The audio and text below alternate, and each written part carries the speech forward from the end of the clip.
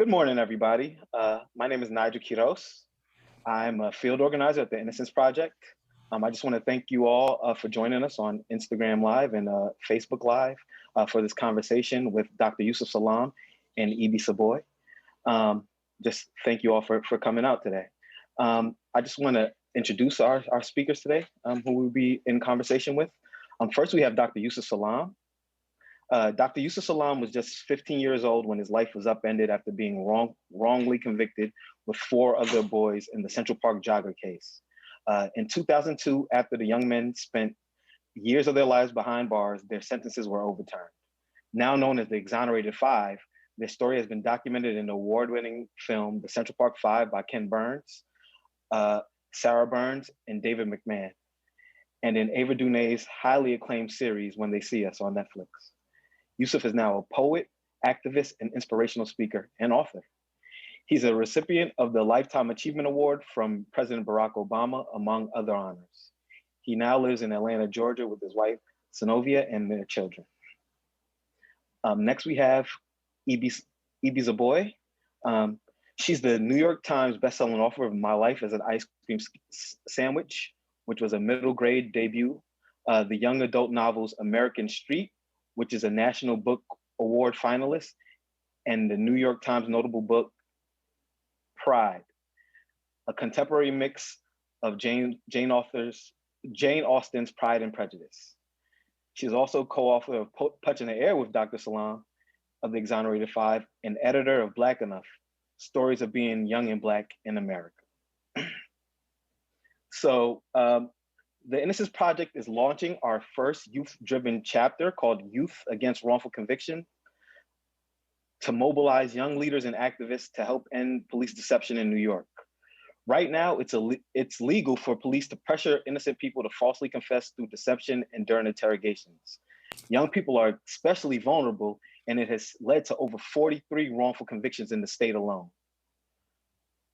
So we're going to host a conversation with Dr. Salaam and Ibi, and just make sure to stay tuned through the entire Q&A for a chance to win a copy of the book Punch in the Air and some Innocence Project swag.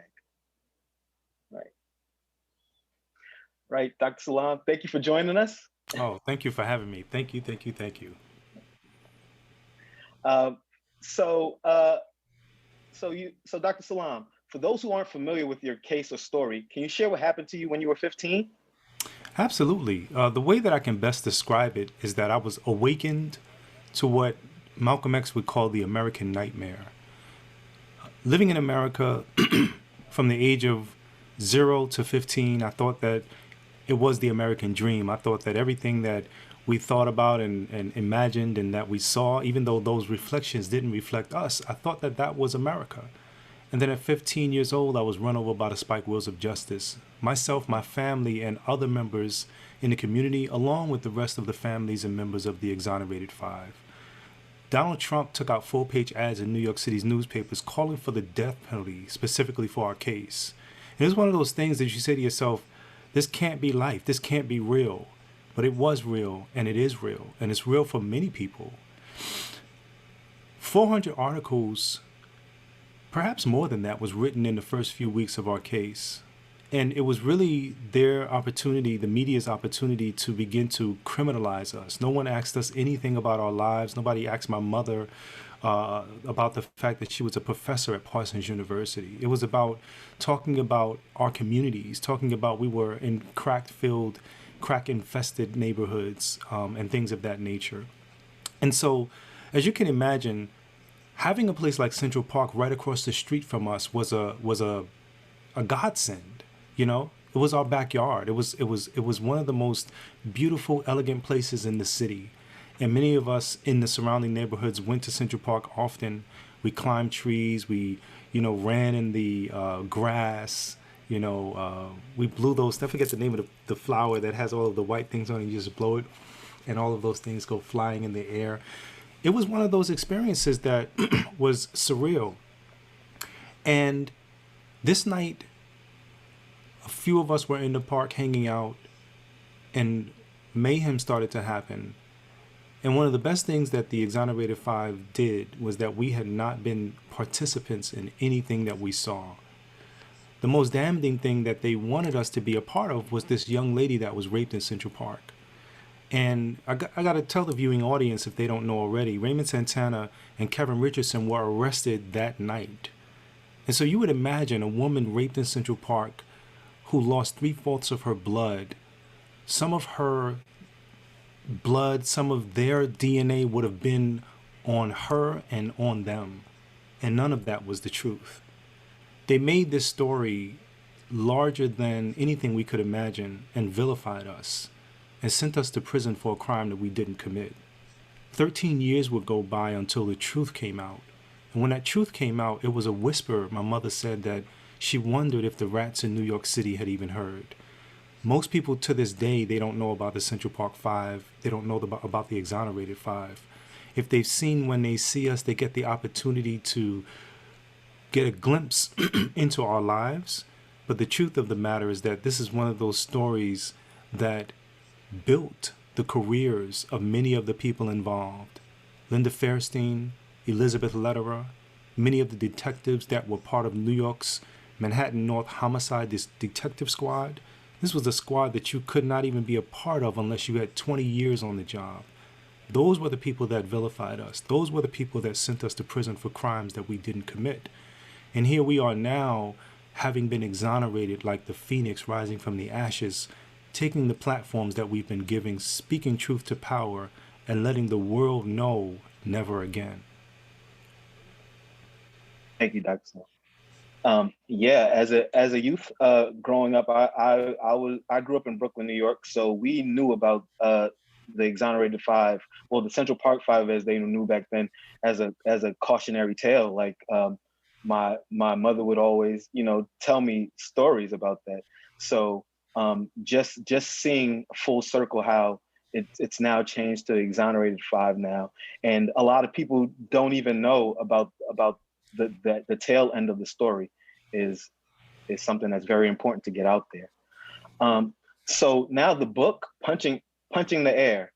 It's a young adult fictional story about a young man who gets ensnared in the legal system. Can you talk about what inspired you to write a book geared towards a youth audience? That was Evie.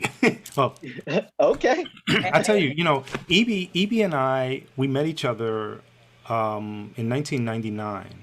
Okay. And I was a college student at Hunter College, and we were both students in the great professor Dr. Marimba Ani's class, who was she was a protege of Dr. John Henry Clark. And a few years later, we bumped into each other again. Where were we? We were in Las Vegas, right? Yeah, Las Vegas. Yeah, we were at a book festival.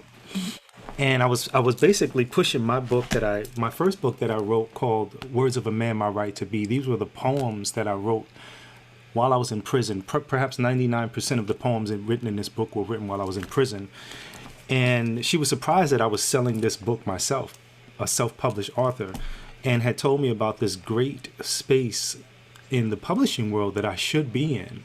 The fact that this happened to me as a child, I should be talking to young people about the importance and the greatness that they have inside of themselves, as opposed to leaving this opportunity on the table. And so she really encouraged me to begin to think about this. And of course, during that time, we were in contract with Netflix and Ava DuVernay. We were working on the film When They See Us.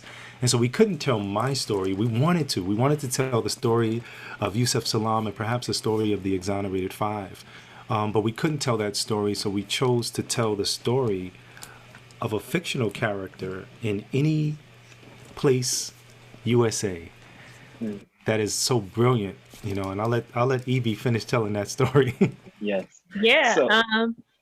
Well, I just wanted to add that Yusef's particular story, the fact that it happened when he was 15 years old, and I am a young adult novelist. I write for children specifically. I needed that story to be in this space because he was still alive to tell it. Young people, especially our children, Yusef, well, my children, your children know about your story, but children in general would know about Emmett Till during the Civil Rights Movement. And then from Emmett Till, we go to Trayvon Martin in 2012. And this is their understanding of racial violence against Black bodies, the two stories that made it into the media. So they don't know about all the incidences that happened between 1950 something and 2012 because it's not taught in school. And even, and I was thinking about this, Yusef, we weren't taught about Emmett Till in. Oh no. And we mentioned this during another event that in 1989, the civil rights movement was just 30 years prior to that. So, you know how close it is. So we're talking about something that happened to Yusef 30 years ago in the same way that when that happened to him 30 years ago was Emmett Till and the civil rights movement and Medgar Evers and, you know, a few years after that, Malcolm X. So when we think about time like that, we realize how close these injustices are happening to our right now, our current situation. Yes, great. Yeah. So Evie, so what was the collaboration process between you and Yusef? I know you two worked in tandem on this book. How did that go? Well, you know, Yusef has this thing where he says, what is it? I'm the DJ and you're the MC. We like to use those hip hop terms, you know, as a metaphor to let he's rocking the mic, right?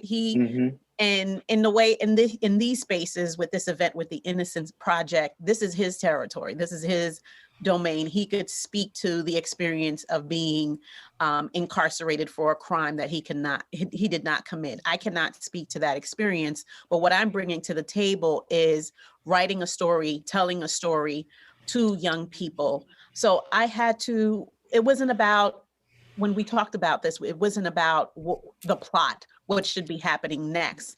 It was Yusef talking to me in the same way that he's talking to you. He's sharing his hindsight wisdom. He's sharing his bigger picture worldview. And this is what I took to create. This is what I used to create the poems. He usually talks about DNA, but he doesn't say DNA. He says, go ahead, Yusef, say it. I feel like DNA is such a flimsy sounding word, but when you say deoxyribonucleic acid, you get people to sit up and say, whoa, what is that? Yeah, that's DNA. So I use that. And he said it often enough that I'm like, I have to write a poem that's titled DNA and say something about this idea of what is passed down and what is in our genetic memory. He talks about his love for his mother, and this is why the opening poems are about his mother. He talks about the support that he received from his family and his immediate community, and this is why Amal has that support.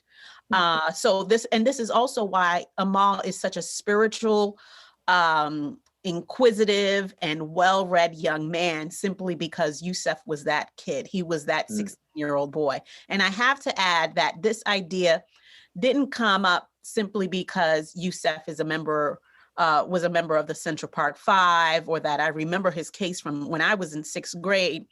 It was because of the kind of information that he holds on to. The very, like, I know this is what happens to African people all over the globe. I understand white supremacy. We both understand white supremacy from a critical lens because we were in that class together. And another reason was that he had this long poem in his self-published book called I Stand Accused. And I read that poem and I'm like, you wrote this at 16? And he was making references to the 13th Amendment in 1990, when we were talking about the new Jim Crow laws or the connection between slavery and mass incarceration. He compared himself to Kunta Kinte, you know, back then with Roots. He's like, I'm Kunta in captivity. And I'm like, you were a woke kid, as they say, but you were a conscious child, a conscious young man. And I wanted to write that story, write a version of Yusef into the novel so that young people and all readers can know that this kind of kid exists, and yet he is still entangled in the criminal justice system. Yes. DNA is one of my favorite poems in the book. It's great. So I just want to get in a little more because those that are listening or watching may not know that the style of the book is in poetry form. So it's such a unique style, and I just wanted you both to talk a little bit more about it, because once I picked it up, I couldn't put it down. Like I finished it like in almost one sitting. So it's just great. Again, this is because of Yusef's book of poetry. Mm-hmm. And we both are, you too, Nigel, we grow up in New York City, and hip hop rules New York. Mm-hmm. This is our main form of communication. Mm-hmm. Even if we're not spitting bars, our lingo, the vernacular, our style comes from hip hop. And what better way to have readers fall into the story than with a novel in verse. And a novel in verse mean that it's just a collection of poems. And it's so, imagine a kid who just not into reading, and he opens a book and he's like, what? There's one word on one page? I could get through this really fast. Yes. Right? Can you could tell them about your poetry too, Yusef. You wrote poetry. Yeah, I'm looking through the book because I'm really just trying to find some of the artwork that's in here, Yes. Bring it closer, Yusef. We can't see it. Can we see it? Oh no, you know what it is? My camera is I got a separate camera that I'm using. But we have like some really, really cool pieces that are here. And the poem that she's talking about in particular is the poem that I wrote. I wrote this poem, I Stand Accused, right after we were convicted. We didn't have the opportunity to prepare. Sometimes if you have what they call the complexion for acceptance, they give you the opportunity to go home and perhaps go on vacation and, eat a nice meal or something like that. Hey, listen, we need you to come back in, how's 2 weeks? 2 weeks is good? If you have the complexion for rejection, they tell you to stand, put your hands behind your back, and you're arrested right then on the spot again. You're led to the back and you have to deal with that. You don't get the luxury of being able to hug a loved one before that. And when myself, Raymond Santana, and Antron McCrae, the first of the 5, went to trial and lost, and they took us to the back, we held on to each other. We became a brotherhood, and it was in that moment, I kept saying to myself, man, what can I say? And they told us we were going to come back for sentencing.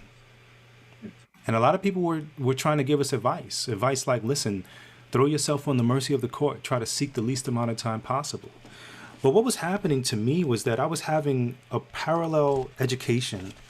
Ever since I was born, I was learning about the things that school was teaching us, but I was also learning about people like Denmark Vesey, Toussaint Louverture, Assata Shakur. I was learning about Dr. Martin Luther King Jr. and, of course, Malcolm X. And so I chose at that moment when they told us if we had anything to say before they sentenced us, I stood up and I said, yes. I said, I'm not going to sit here at your table and watch you eat and call myself dinner. Sitting here at your table doesn't make me dinner. Just like being here in America doesn't make me an American. Now, I was 16, as Evie said, when these words came out. Just like being here in America doesn't make me an American. Let us begin. Stress is the anger that is built up inside. Rage is the anger that is no longer built. Taking on a sucker that soon you have killed. American free will doesn't mean you can kill. And take another person's life, you live your life trife. I'm a skill builder, so on skills I do build. Creator giving knowledge to this wise black man. Soon to enhance my words across the land. I'm a smooth type of fellow, cool, calm and mellow. I'm kinda laid back, but now I'm speaking so that you know. Got used and abused and even was put on the news without clues and gave clues. Selling out like fools, now check it. Who did what and who did who in? Put in a situation that you don't know what to do in. Some brothers go wildin', we're not down with them. Who would have thought we'd have to lock in? I stand accused. Checking the scene from how the situation was. Instead of getting facts, the media made you blurred. Now the people don't know. All they see is the media. Never hear the blame because they're constantly deceiving us. The DA's wrong. This is her master plan. This case is not a case. It's just a craft, a sham. Yo, instead of trying to get your name made, it's reconstructing the crime that really pays. Islam, La ilaha illallah, being supreme over Satan, but no man is Allah. Yes, I'm a science dropper on the righteous path, so how the hell could I take a rapist path? Think about that and then think about this. All my friends, it was me they dissed, they're dismissed. Cause I don't really need any friends like that. Like when I really needed you, where we are at, I'm not dissing them all, but the ones that I called that went and dissed me. Like I was an inch small, like a rat, a mouse, not even a man, wrongly accused. Like the knife's in my hand. How does it look? Me clock, now I'm shook, but like Matlock, soon the accused gets off the hook. It's real when she remembers and says, damn, the cops did you in, I stand accused. You know, and just before we lost trial, there was a young man named Yusef Hawkins that was murdered in Bensonhurst. And so I said, you people stop. This racial disperse. Hey, yo, you seen that kid Benson? He's in a hearse. And so we take it to the Bensonhurst fields. White's got bulletproof vests. We had no kinds of shields. How does it look? They killed the black man being black.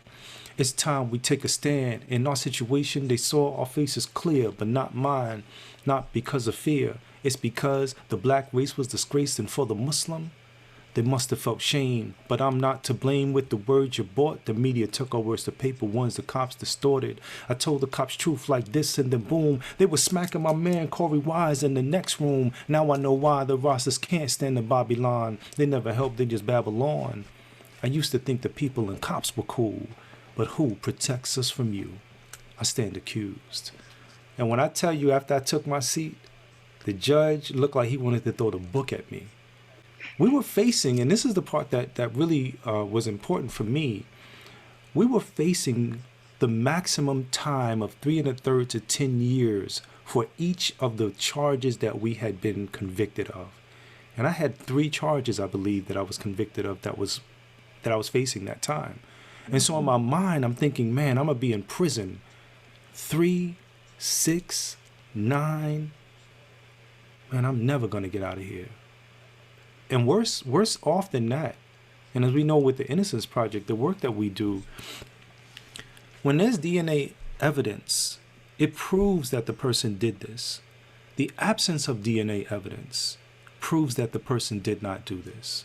The fact that the woman lost so much blood, the fact that you had Raymond Santana reading his false confession. One of the most brilliant things I saw was when I was watching the Central Park 5 film with, by Ken Burns, David McMahon, and Sarah Burns. And Raymond is reading his false confession. This 14-year-old reading his false confession as an adult now.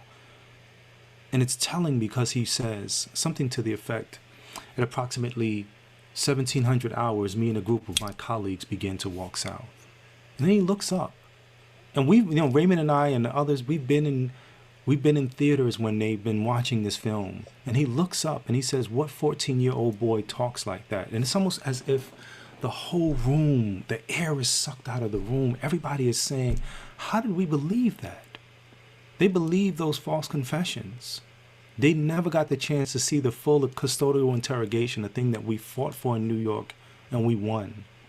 Because we want people to see what it is that's going on. We want people to understand how is it that you can have a 13th Amendment, and in Section 2 it says that they have laws that will enforce the 13th Amendment. The fact that they can take slavery, even though it be abolished, and make it the law of the land for black and brown bodies. Yes. Yeah, definitely. And that's the work that we do. So this kind of transitions a little over to some other questions that I wanted to ask. So in addition to you being an author, Yusef, you remain a fierce criminal justice reform advocate. Can you talk about the current reform work that you're engaged in? Yeah, absolutely. When George Floyd was murdered, when Breonna Taylor was murdered, one of the most powerful things I think that I got a chance to see was the fearlessness of our young people, what I call our ancestors' wildest dreams. They poured out into the streets. And the conversations that we were having prior to that were things like, we need reform, we need, you need to fix this issue that's going on over there that you may not be aware of. And we all knew that in the minds of the people who created this system that we are under, we knew that this system was alive and sick. We knew that this system was not broken, but that it is functioning exactly as it was designed. But the young people is what really pushed the envelope, because they kept talking about defunding the police. They kept talking about abolition, and I realized that in order for us to truly move forward in the kaleidoscope of the human family, to have true freedom, justice, and equality, we need to be talking about abolition. We need to be talking about redirecting the funds, the tax dollars that we as American citizens pay, to which the law says that there is no taxation without representation. We need to be talking about, can we take that money and redirect it towards a more just and better society as opposed to what we now have? And so a lot of the work that we've been doing is trying to make sure that we shed light in these dark places, the darkest enclaves of society, so that we can really make some positive change and positive strides toward a more just society. And the cool thing about it is this, right? We don't have to worry about it happening in our lifetime. We just have to worry about us doing the work. We have to believe that it's resting on us and us alone. And then as we begin to become elders and we are thinking about the next generations that are coming, we get an opportunity to package in our deoxyribonucleic acid the baton that we pass back to the generations to come, so that they know exactly what's at stake and what to do with it. Yes. Yep, definitely. So I just have one more question about the criminal justice reform stuff. So you and a couple of other brothers from Central Park Five wrote an op-ed in the New York Times about the upcoming bill, Senate Bill 324, that would ban deceptive police interrogation techniques. Can you explain how these techniques affected your case and why it's so important to pass this bill? I want to do you one better. Okay. I'm going to read something from our book, Evie. This is a passage that I love to read called Clone. Clone. It's on page 56. Ever since that day in the 5th grade, my teachers watched me so hard, so close, that I felt like I was trying to break out of prison, even though it was just school. Every dumb thing I did, they thought it was because of trouble at home, an absent father, a tired mother, not enough books, not enough vegetables, not enough sleep. They believed those lies about me and made themselves a whole other boy in their minds and replaced me with him. You know, when you talk about deceptive techniques, the fact that officers can lie to you, I remember they said to me, well, we don't need your confession, because I didn't make a written or videotape confession. They said, we don't need your confession. We have your fingerprints on the jogger's outfit. And in my mind, you know, I watch a lot of sci-fi and stuff like that, and I'm kind of into that kind of extraterrestrial kind of space. And in my mind, I kept saying to myself, how did they take my fingerprints and transpose them on the jogger's outfit? What did I touch? I'm thinking like this is real, right? And what's crazy about it is it causes so many people. I mean, if you look at the litany of people who have made confessions, you will find that when the confessions are found to be false, there are always telltale signs. Raymond Santana, who did it? It was him. Well, how did he do it? I don't know. Well, it had to be something, a brick, or this, or that. They give you the tools and the options. And then all of a sudden, you're now creating this story that matches nothing that the forensic scientists have found at the scene of the crime. When Matias Reyes, the real rapist of the Central Park jogger, confessed, they didn't believe him. He had to go on first to teach them about some of the unsolved cases that they couldn't find the culprit to, that he was involved in.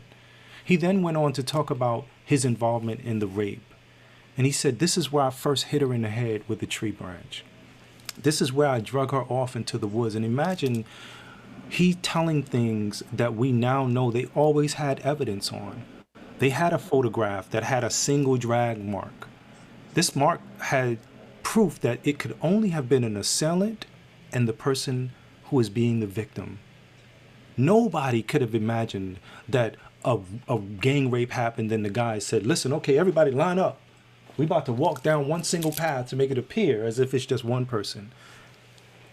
You know, Matias Reyes begins to tell everybody about this stuff. He talks about binding her with her own jogging outfit, hitting her and bludgeoning her because his motto, his MO, his modus operandi was your eyes or your life. And at this point, he was really trying to kill all of his victims because he didn't want to be identified in a court of law.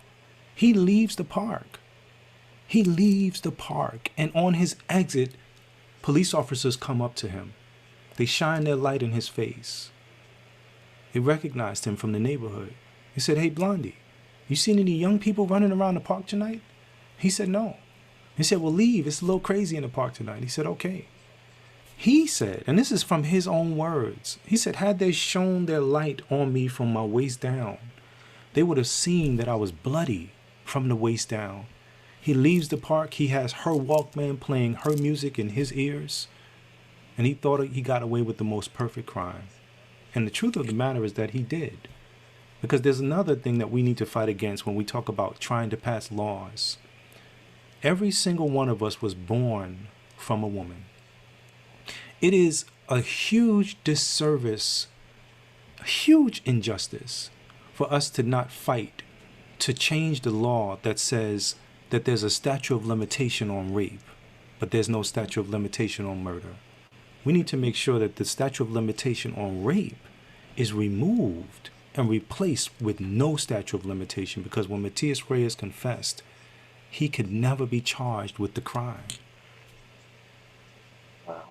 Yes. Wow. Yeah. So pivoting back to the book, Punch in the Air, Ibi, what has the feedback been like from young people who have read the book? And is it in line with your expectations? Absolutely. Sometimes the accolades, the awards, and the bestseller lists are not directly from people, from young people, and that's fine. But the only way that we know is when we do our school visits. And unfortunately, because of COVID, it's virtual. But I can guarantee you, Yusef, if we were able to visit these schools in person, young people would be mesmerized. And this is just from my own experience. But if I brought you into the mix, forget about it. Because young people now know, they really want to know the truth. They want to get to the answers of why does this keep happening? And this is why I wanted to collaborate with Yusef, is that he's still alive to tell his story. You know, he is not Emmett Till, where we are talking about it. I mean, it was a tragedy. It was tragic, and he is still alive. He went through it. Of course, it was terrible, but he is still here telling it in a way that seems like he is healed, or he is healing from it. And young people need to see that. Look at, he has his family, he has his home, he is writing books, he is speaking publicly, he got his drip on, he got his swag, and he looks relatively healthy, and he can still speak to this tragedy that happened to him. And young people would have absorbed that, and they are, once they read the book. I get tagged on activities that teachers are doing with their students. They're doing art projects. They're reading the book. They're watching When They See Us. They're watching the documentary. And this is why you need to keep telling your story, so that it's a full experience. And each time you tell it, the kids are that much more wiser to what is happening in our country and how arbitrary the American legal justice is. Yeah. Yes. Yeah. Definitely. And Yusef, what do you hope young readers will take away from Amal's story? So we were very intentional in giving Amal, or giving the character, the name Amal, which means hope, right? And what we know is this: there are so many brilliant people that are languishing behind bars that have never been given a second chance, or a chance at all. Because what happens when people are born is that dirt is being poured on your birth from the time that you were born. If you're a black and brown person, you never get the opportunity to really fully be psychosocially accepted in society in the way that you need to be. People talk about concepts like mirrors and windows, and I think that that's such a beautiful concept, because Right now, we're getting the opportunity to have that kind of thing happen in reverse, where we see ourselves being portrayed more in society. But the damage that has been done for years, for decades, for centuries, is that we have never really truly seen ourselves reflected in the tapestry of life. What they do is they cause us to be one of the disappeared. And so, with regards to Amal and this story, we wanted to be intentional to let people know that there is hope, that there is light. And even sometimes if that hope and that light is inside you, you have to reach inside of your own self and turn up your light. You have to find that hope because you're walking down this road by yourself. And the beautiful thing about, what we chose to do is, I've always said that this is a love offering. I talk about it from the perspective of it being seed planting, right? Because what I know for sure is that if we can, as a people, if we can begin to dream again with our eyes open, we will be able to change the world, starting with ourselves first. Because just like my good friend Les Brown said, he said every single one of us, when we were born, we beat out the odds.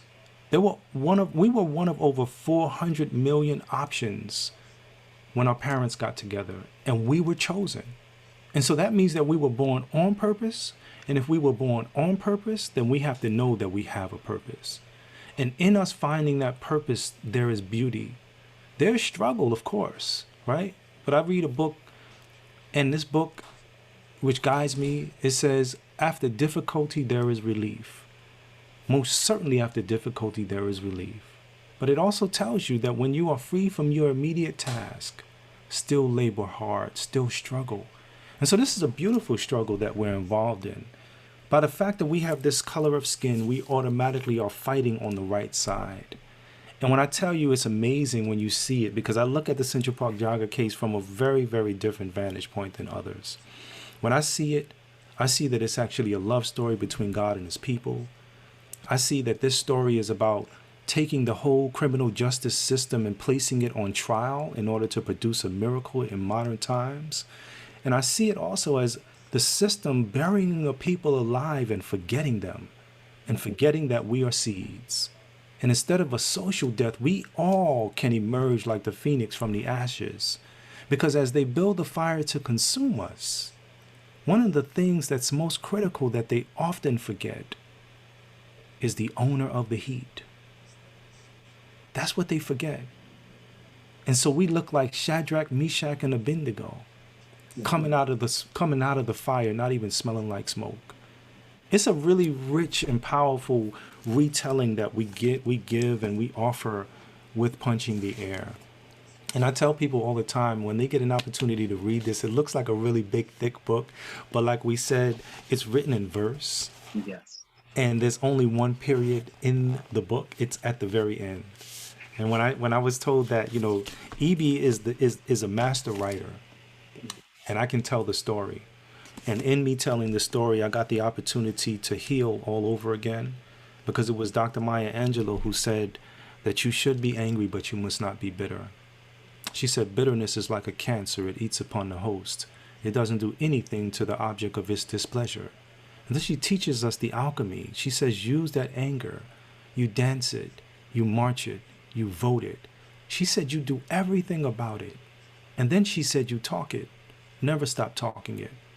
Being able to use the words on the page to enter the minds and hearts of a people, to play on the movie of their minds, is one of the most powerful things that we can do, because whatever we see, we think of, we speak about.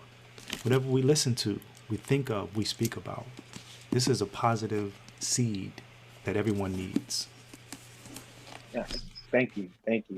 So, Evie, the book, I want to get the book in the hands of every young person in my life, in my sphere, in my circle. How can we get Punching the Air into the hands of as many youth as possible? Well, the adults in their lives have to purchase it. And if you don't have the means to purchase it right now, please, please, please visit your local library and request to borrow a copy from there. Punching the Air is available wherever books are sold. When it first came out, it was at Costco. It was at Target. Maybe you can still get it at Target if it's on the shelves, or order it. Get it from anywhere, and please put it in the hands of young people. This is not just for Black children or Black people. This is for all Americans. We also, we virtually traveled to the UK. Had it not been for COVID, we would have been there, sharing the book with our brothers and sisters in the UK and Canada. So by all means, there are other titles like it. There is Dear Justice by Nick Stone. This is My America by Kimberly Johnson. Have young people read about the mass incarceration and juvenile justice across the board. This is one story. And of course, the Innocence Project has a million stories too. Once you put all those stories together, you see that there is something absolutely wrong with this system, and about abolition is the key. Yes, indeed. One thing I want to add to that is that I've been placing, and I'm sure AB does this as well, we've been placing these Easter eggs all over our network whenever we get an opportunity. So if we see a book that's we see Punching the Air on a shelf, we take the book down, we sign it, and we put it back. So people get the opportunity. Yeah, you might be able to pick up those, But just look mine around. wasn't signed. Yes, indeed. Yeah. But in the Facebook chat, we have lots of people saying that they've already they're purchasing Punching the Air as we speak, and Words of a Man. So that's awesome. That's awesome. Wait a minute, Thank you, everybody. Yusef, wait a minute. Yusef, you're not good at this. And he's a new author. You're right. He is not plugging his upcoming autobiography called Better Not Bitter, which comes out in May. Get those pre-orders in.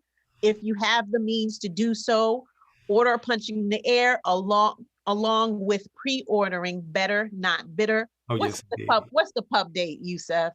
May 18th. There you go. All right. It'll be out soon. Yeah, and we got a lot of nice things that are going to be coming out with it, as EB is saying, in terms of being able to purchase both books. I think we'll be doing some collaboration as well with regards to that. I hope so. This is one of those things that, when you look at the Central Park Jogger case itself, they could not have contended with God. They could not have contended with their own plans being underneath the plan of God, And the beautiful thing about it is that this story really changed not only our lives, but it's changing other people's lives. When I came home from prison, I never wanted to inside hold my head up. I felt so down. I felt like I wasn't worth anything. And then one day somebody told me that I needed to come out and involve myself in a campaign to end the death penalty in New York State. And once I involved myself in that process, seeing all of the things underneath the covers, I swept all of these things under the rug. Being able to peer under the rug and deal with those things gave me the opportunity to take my power back. And being able to partner and collaborate with Evie Zoboi has been a godsend, because like I said, when we first met each other, we were both college students. She went on to become a master teacher, master writer. I went on to perfect my speaking abilities. And then when we met again, it was like everything was lined up perfectly. And here we are sharing this wonderful stage together with the Innocence Project on Facebook, on Instagram, and on YouTube. Man, don't get no better than that. Yes. Right. Thank you. So now we have some questions from the audience. People have been putting questions into the Facebook and the Instagram chat. So we have one question. This is from Angela. As the country continues to be divided, especially by race, how do you feel faith will play a part in the future advocacy of our youth?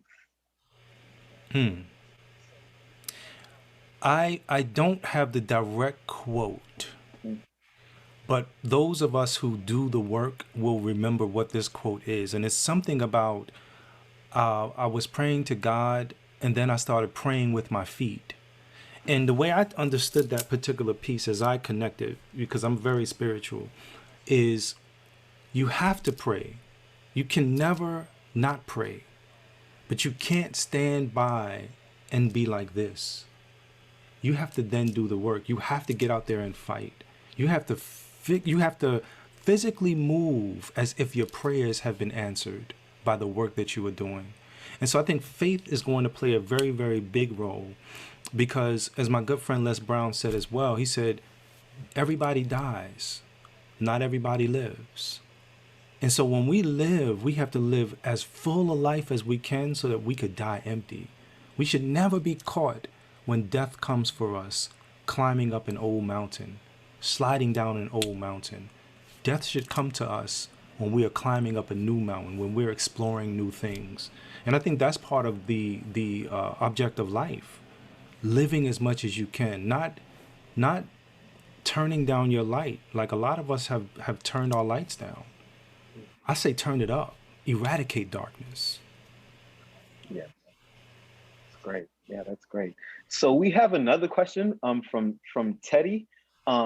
He says, what can an 18-year-old do to help abolish the death penalty? I'll jump into that, Yusef. Yes. I think right now it's to start with your local issues, the things that are in your community first. It is a big step to be 18 and want to abolish the death penalty. It is something that attorneys are doing. There are people on the front lines who are doing that work. When you have limited resources, that doesn't mean that you do not do that work. You work with the resources that you have. And being limited means that if you don't have the legal know-how to do that, and it's policy work. It is policy work. It's constitutional work at the state level and on the national level. It's voting. You're 18. You can vote now. You can vote, and keeping your local politicians in mind and asking them questions and being active on those fronts. And I realize that young people are so quick to tackle these big ideas when there are things happening in their schools that they tend to overlook. Punching the Air addresses school to prison pipeline.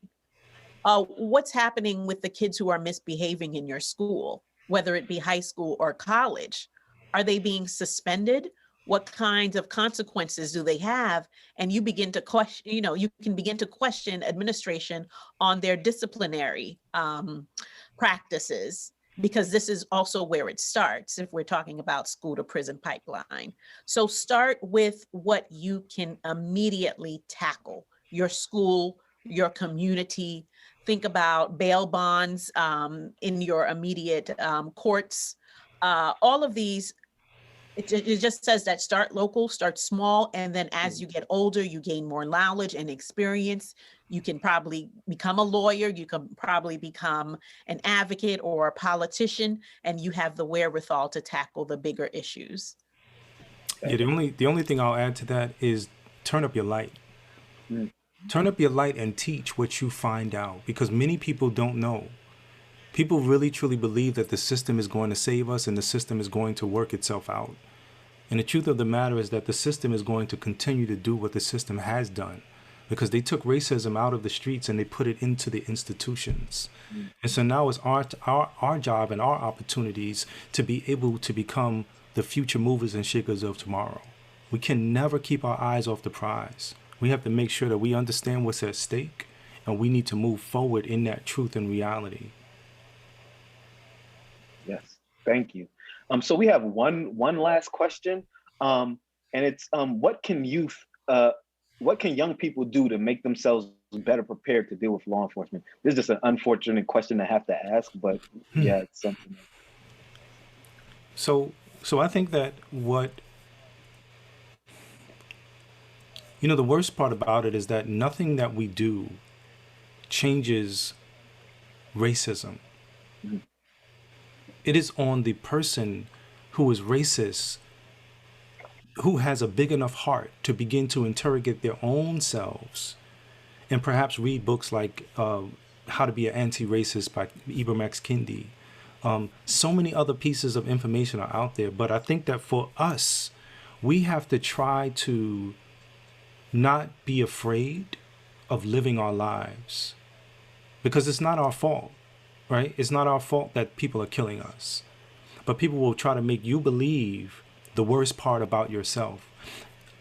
What I would give you as advice is what my mother told me. Thank God my mother told me this when she came into the precinct. And those of us who've seen the film, when they see us, they saw my mother coming in and getting me out of the clutches of the enemy. But what they didn't see was what she told me in the moment that she had with me. And what she told me was, first, she said, stop talking to them. And then she said, they need you to participate in whatever it is that they're trying to do. Do not participate. Refuse. She told me not to, in so many words, she was telling me not to conspire against my own self and my people. She was telling me not to capitulate. She was telling me to stand straight, stand up and be strong, because I had to stand alone in this moment, even though she was right there with me. And I think that that's the most powerful advice I can give young people, because if you know that you were born on purpose, you have to know that you have a purpose. And in the quest for finding our purpose, we have to remember what the words of the great Dr. King said. And what he said was, he said, when you find your purpose in life, do it as if God himself called you to do it at this very moment. And instead of him giving us a grand idea of what purpose could be, a CEO of a company, president of the United States, a Fortune 500 billionaire, he said, if your purpose in life is to be a street sweeper, sweep the streets like Michelangelo painted pictures. Sweep the streets, he said, like Beethoven composed music, like Leoton Price sang before the opera. And I think that that's the most brilliant thing that we can do. Because if we can dream the impossible dream, if we can raise our vibrations, I'm telling you, our minds are the most powerful weapons that we have. I remember hearing Farrakhan say that our unity is the most powerful thing. It is more powerful than an atomic bomb. And when you really understand that, you see things differently. You understand that we are everywhere. Imagine if we decided not to participate, not to conspire, not to capitulate. When the oppressor is saying, shoot them, there's not going to be nobody to shoot. Nobody's going to be there to take that order. That's how powerful our unity is.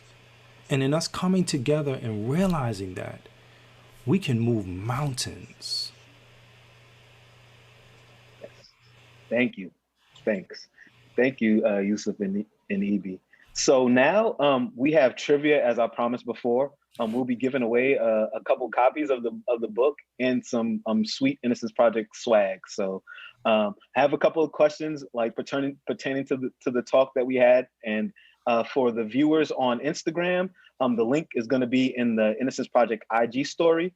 And for the Facebook viewers, the trivia link will be in the comments. So the first question is, who directed the Netflix show When They See Us, which tells the story of the Exonerated Five? That's our first trivia question. So they're gonna be typing this. Yeah, they're gonna be typing it in. They're gonna be trying to get it first. Right. Okay, and the next question is for which book was E.B. a National Book Award finalist? I mentioned that towards the beginning. So that's the next question. And I'll share the answers when we're done here. But you have time to get it in, so give you a little time.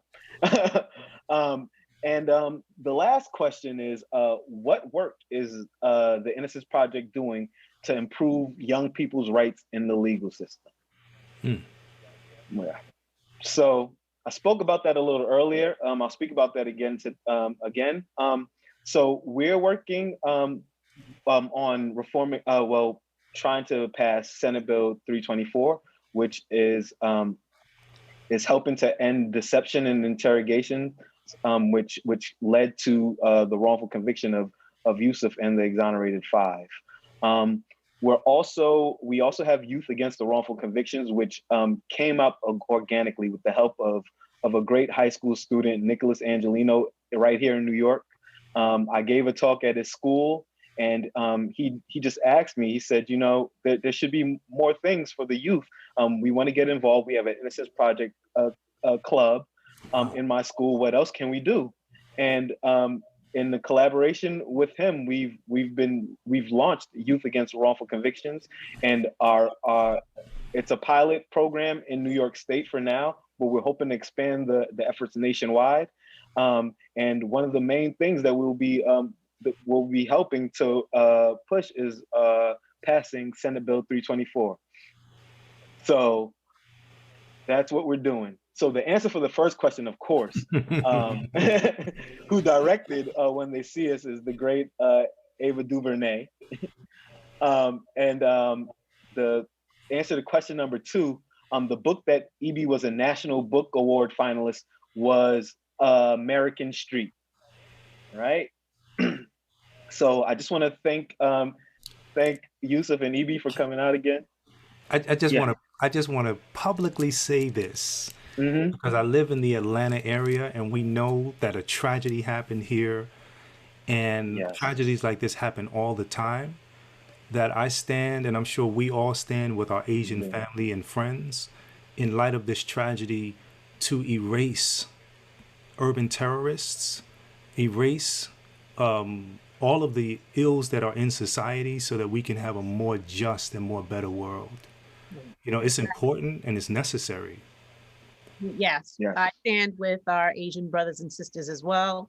And let's continue to work in eradicating white supremacy, white male dominance, hate, all the ills that plague our society in this country and around the globe. Also, free Haiti, hashtag free Haiti, get that puppet president out of there, that American-run puppet president out of there. There's so much happening around the globe, and this is all a fraction of the work. Yes, indeed. Yes. Thank you. Also do I, yes, stand against Asian hate. Yes. So, so that just draws to the close our event here. So if you want to join the team, text Innocent to 52886 to sign up for our alerts. And you can also support our work by following right here on Facebook, Instagram, and Twitter, and visiting innocenceproject.org. And we should be launching a petition page about Senate Bill 324 shortly. And of course, buy Punch in the Air. We have links in the chat. It's a great book. So it's awesome. Just thank you all for joining us and just speaking to us and just listen to us talk about the book and the work that we're doing. Thank you. Thanks. All right. Thank you so much. Thank you, Nigel. Thank you. Great questions. Yes, absolutely. Thank you. Thank you, Innocence Project. Absolutely. Thank you, Yusef. Peace, Yusef. See you soon. Thank you too. Peace and blessings, y'all. Yes. All right. All right.